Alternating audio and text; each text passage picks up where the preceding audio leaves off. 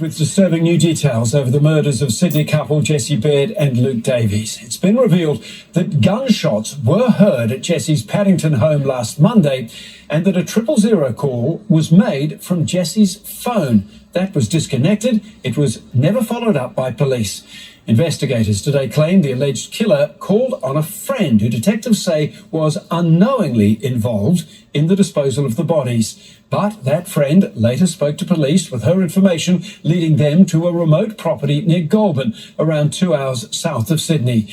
Late this afternoon, police divers ended their search at that property after seizing a tinny for further examination.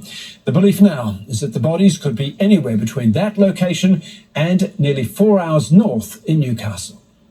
Combing through farmland, police prepare to scour dams on a remote property 30 kilometres from Goulburn. Detectives and divers arrived on scene at around 9 a.m. this morning here in Bungonia to resume their searches for the bodies of 26-year-old Jessie Baird and 29-year-old Luke Davies after their murders at Jessie's home in Paddington a week ago.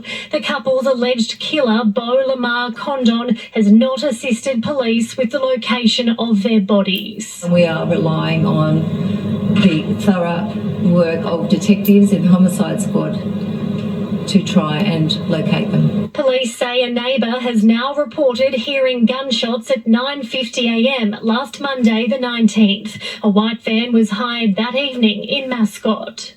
On Tuesday, the 20th of February, we will allege that partial admissions were made by the accused to an acquaintance of having been involved in the death of two individuals. That led police to the remote property. On Wednesday, clothing and belongings of Jessie, a former Network 10 presenter, and his boyfriend Luke, a Qantas flight attendant, were discovered in a skip bin in Cronulla. That same day, police now allege the man charged over their murders, Lamar Condon, bought an angle grinder before removing the lock of a property connected to an ex-partner in Bungonia. It's then alleged he returned to Sydney buying weights at 11 p.m. before his phone was pinged back in Bungonia at 4:30 a.m. on Thursday, and the van was driven to a second acquaintance in Newcastle that same day.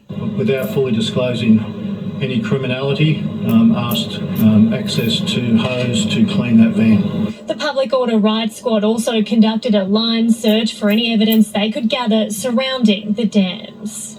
They continued this afternoon, but divers found no bodies. We also believe that it's possible the accused in that gap in the timeline has returned to that property and retrieved the bodies and disposed of them somewhere else. For Jessie and Luke's loved ones, another distressing development.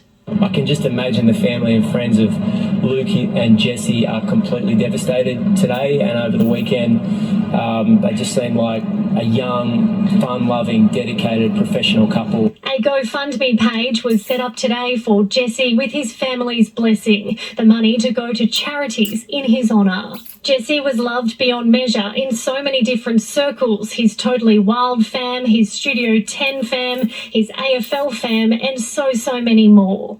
Qantas colleagues and friends of Luke gathered at what they call his special place, Bondi Beach, this afternoon. It is our number one priority at this moment to try and locate Jessie and Luke.